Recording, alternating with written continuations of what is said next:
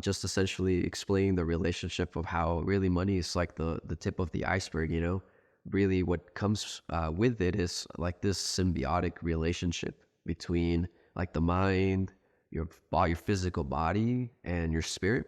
So you have like these really three powerful units working together that ultimately yield the byproduct of what we this concept that we call money, right?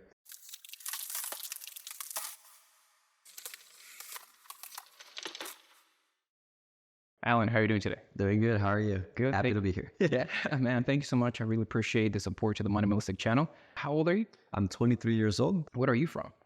So I'm originally from Santana, California. Excellent. So what do you do for a living? So I'm an engineer, Okay. and I do a lot of conceptual design for an aerospace company. Excellent. What is your favorite thing about your job? My favorite thing about my job is that it doesn't feel like a job.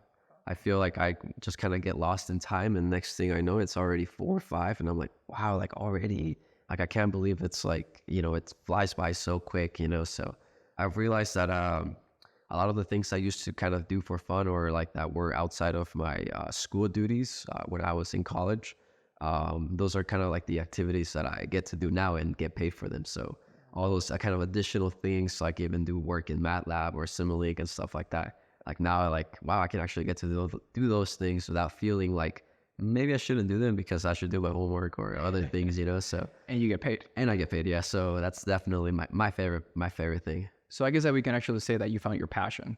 I would say so, yeah. And, academically and professionally. And that's awesome. I mean, usually a lot of people take, a couple of years, if not, decades to find that. But knowing that this is like your first job right after college, and then you're finding that you enjoy this, man, that's amazing. Exactly. Yeah, and I think it's more of how you view it too. Like, I mean, you can be doing honestly anything, but it's like how you perceive it, right?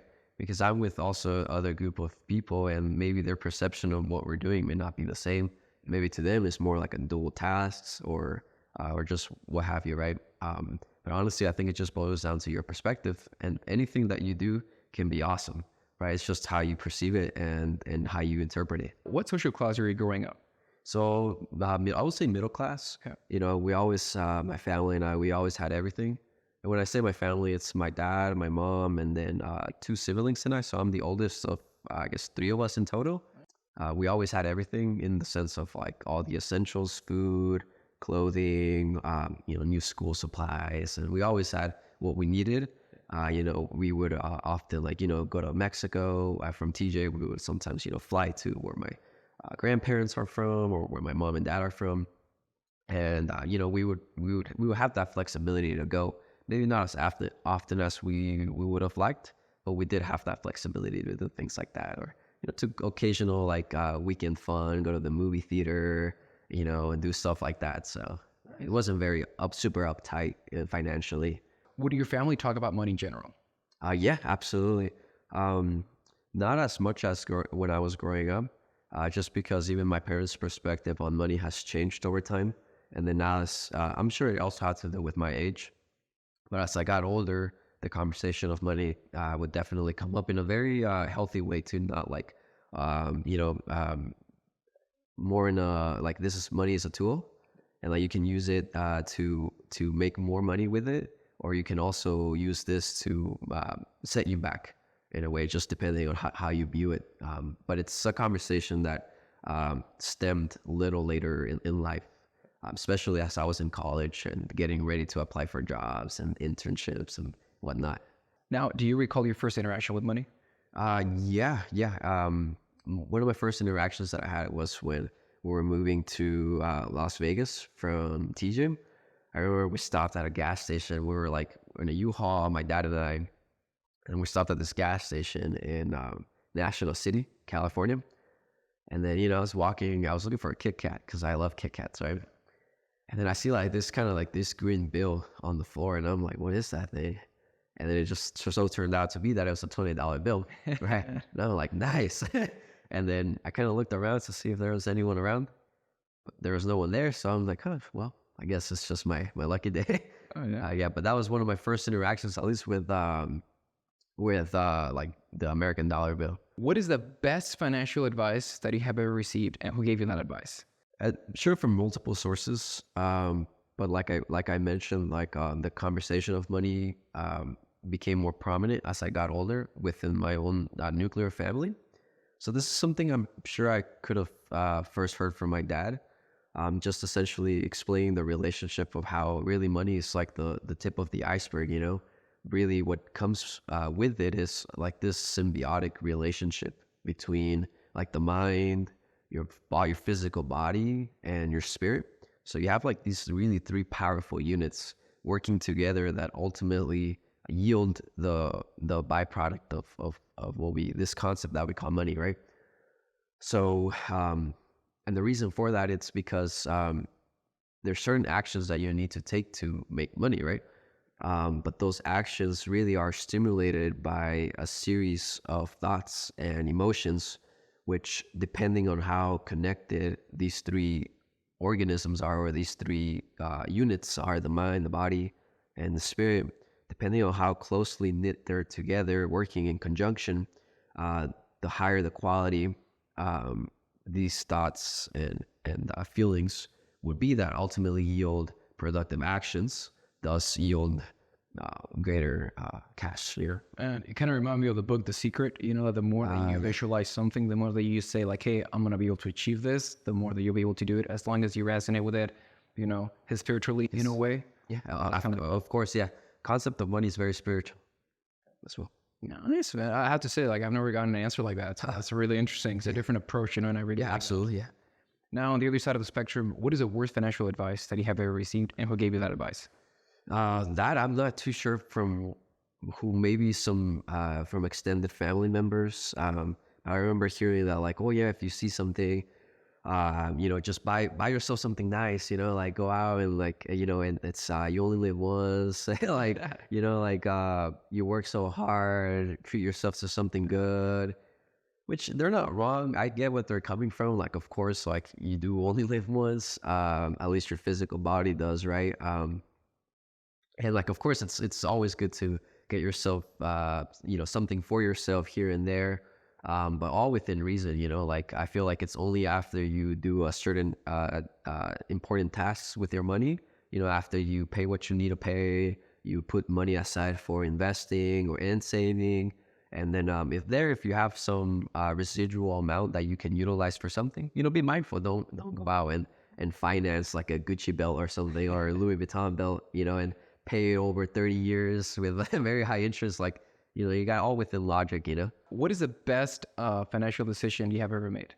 The best financial decision was purchasing my home, just because it's Sahuarita is growing, and it's going to grow immensely over, I say in the next 10 years, this city is going to be, popping essentially. And kind of like that area towards Fries, they're building new homes as we speak, so it's an area that I know that will generate me a lot of cash in the future.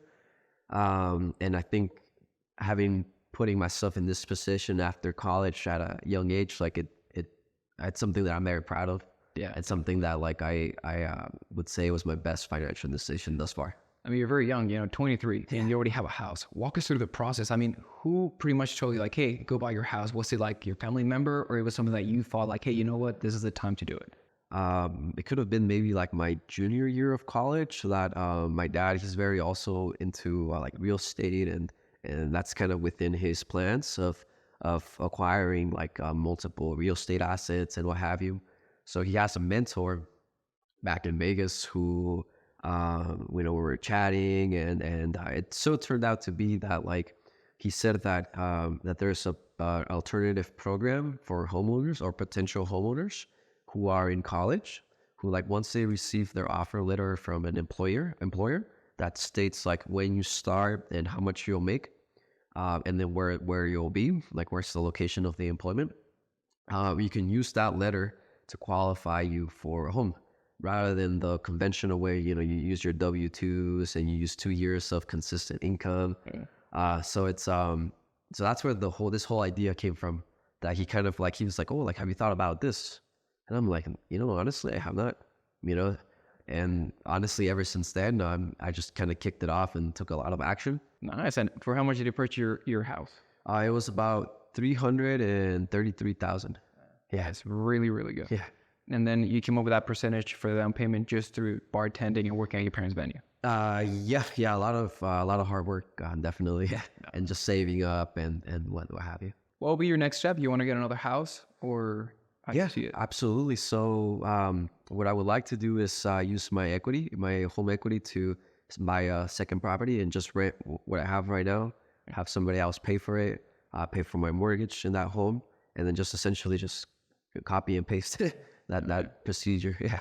That burr. Yeah. Exactly. Buy, refine it. Yeah. Man, Exactly. that's awesome. And the good thing is that you have a mentor. You can always go back to that guy that is in Las Vegas with your dad. Of course. Yeah. And if you're like, hey, I think like that's very important to have. Kind of like someone that you can always be like, hey, I have a question, give me an answer. I know that, there are so many tools nowadays, but having a human that can actually like walk you through the steps and has been through that firsthand is very, very important. Exactly. Excellent, man. You're doing really good for your age. I appreciate it. Now, what is the worst financial decision you have ever made? So I would say the worst financial decision is when I was also in college.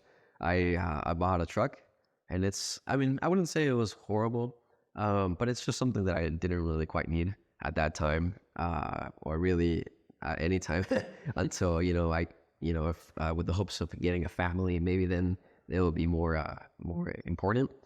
But it wasn't needed. It was kind of just because I wanted one. Again, it was down to like the bad financial advice that we talked about earlier, that if you want something that you like, go after it.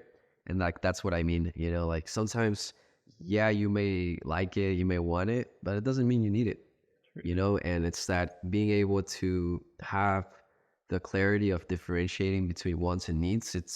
It can save you a lot of burden in so many ways. What did you get? It was an F-150, a Tacoma? Oh, it was Ram 1500. Yeah.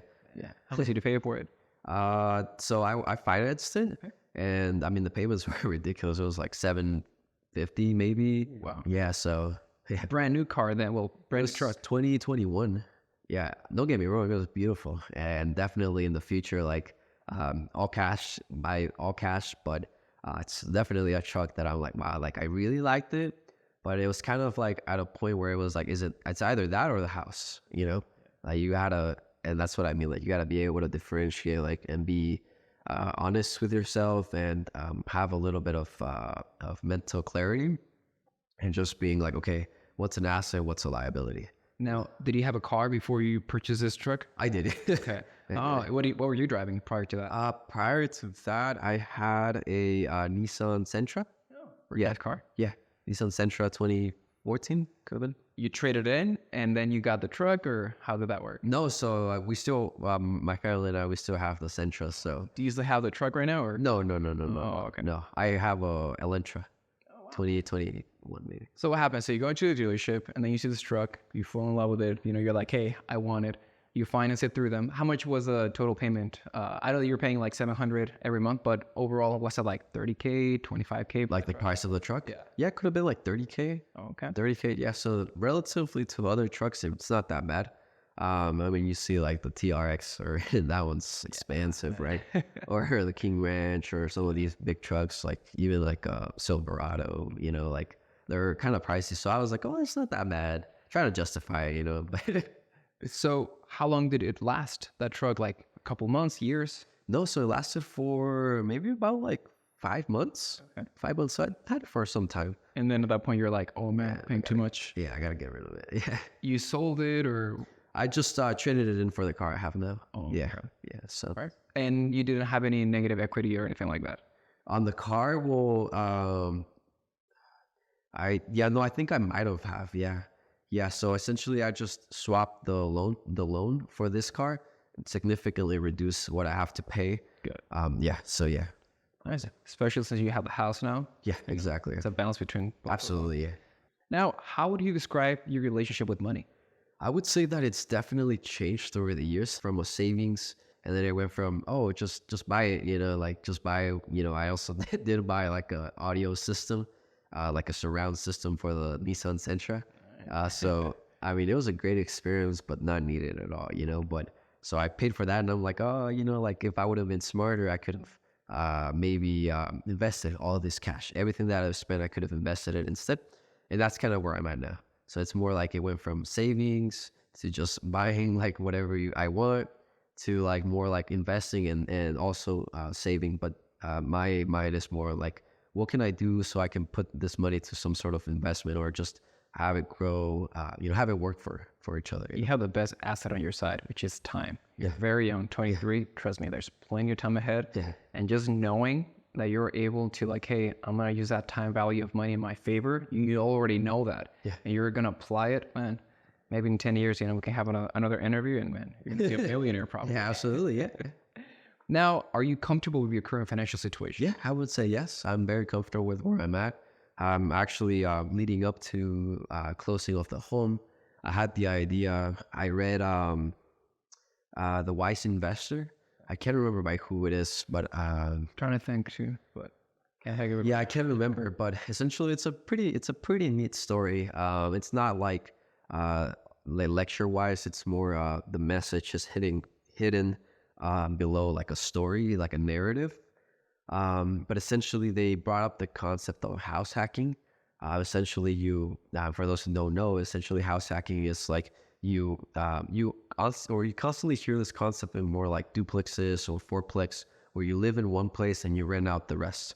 And essentially, you have like 3/4 of your mortgage being paid by somebody else, but you get the where you win right here with the benefit here is that you grow your equity.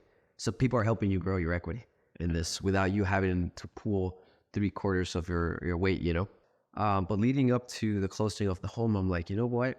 I have 2 spare bedrooms that I don't use. And that's where the idea of kind of house and with the stimulation of the book, I'm like, wow, that's something that I can totally do. And it's something that I'm actually doing right now. So so it pays for a good chunk of my mortgage as well. So it alleviates a lot of, If you could go back in time and change one financial decision, which one would it be and why?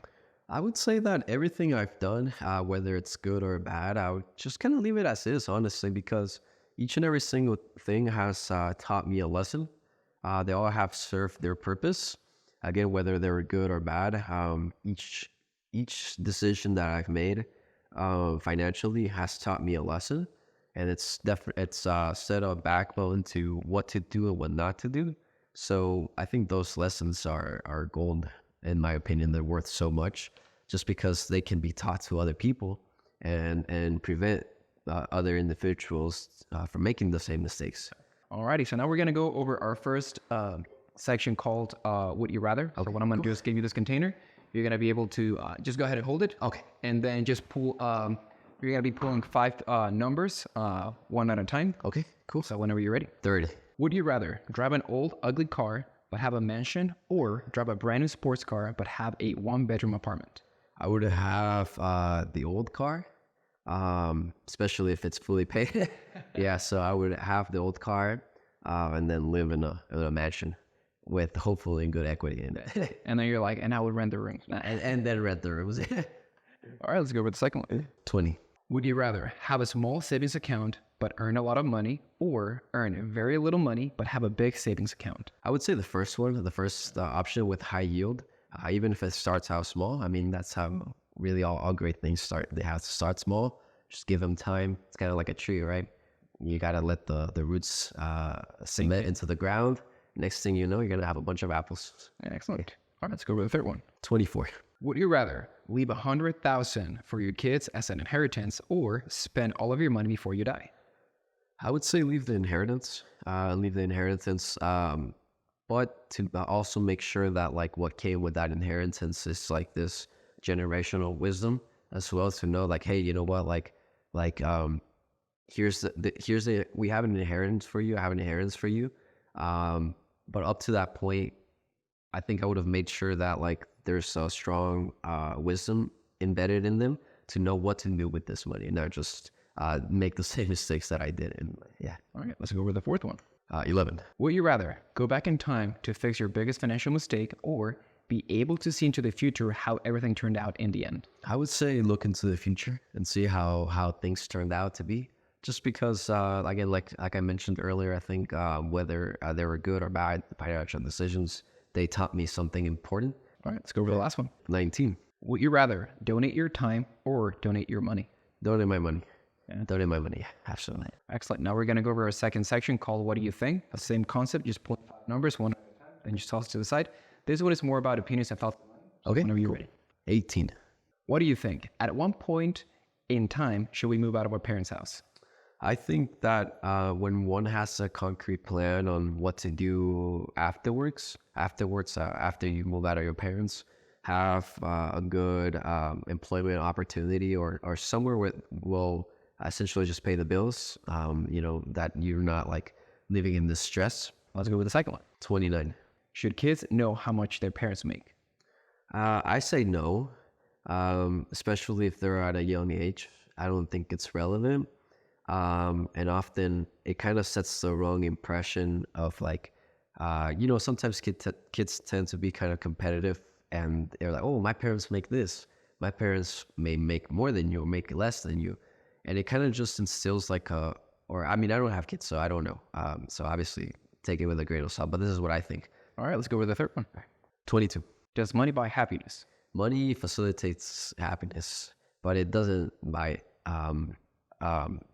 a point that we were talking about earlier was that, it's just the raw reality that like you need money to do things, if you want to have a nice place to live, you got to pay for it, if you want to eat, you got to pay for it, and you can't escape that. It's just kind of how things are. Right. But I think it facilitates, happiness. All right, let's go with the fourth one. 4. Are student loans a good or a bad investment? I think that in my opinion, I think they're bad. I think student loans are not a great investment. All in the sense it's because here, at least here in the United States, we're such a rich country that there's so much opportunity for students or for future college students to really apply themselves and seek out scholarship opportunities for them to have their fully, any point in their studies, like fully funded for without having to take out this debt, especially if it's for a career that doesn't have a high reward at the end. I guess I can see why it might be justifiable for some careers, but at the end of the day, your goal as a student should be to not have to pay a dime for your studies. All right, let's go with the last one. Yeah. 1. Are credit cards good or bad? Credit cards are good if you're not spending more than what you have. Yeah. Straight answer. Yeah. Excellent. And then finally, is there anything else that you would like to share with the audience? Do you have any final thoughts? Final thoughts. I would say that the most important thing as you're learning about financial is to not like get lost in this, that it's not everything, that there's other aspects. Again, it's just merely the tip of the iceberg, that there's so much other more fundamental things that matter. Again, like being really acute to your senses, to your emotions, and to your, essentially what resides within the things that we can't see, being in touch with your own spirit, with your own being, staying fit, and being mentally, like constantly feeding your mind positive and reinforcing subjects that help you generate more cash as a result, right? So it's this relationship between 3 very important units that make all the difference. And you can kind of gauge when some people are not acute with certain things, right? Like, yeah, they may be rich, but again, it's differentiating between like, well, yeah, you may be rich, but are you wealthy, right? Do you have everything else in life aligned? Like, do you have a good relationship with your spouse, with your partner, with your kids? Like what good is it to make all this money, but then you jeopardize one of the most important things that they're in life, which is building these connections and relationships even with your own family. Like even if your own kids don't want to come see you, or your spouse doesn't feel like feels neglected or feels like you're doing too much in like this acquisition of capital, like what good is it for? So it's important to have a good balance and maintaining a great foundation between, again, these 3 units that we are all composed of. Yeah. Thanks so much, man. Absolutely. Appreciate your time. Absolutely. Thank you so much. Yeah. Guys, thank you so much for watching. Please support the channel by subscribing, commenting, and liking the video. The question of the day is the following: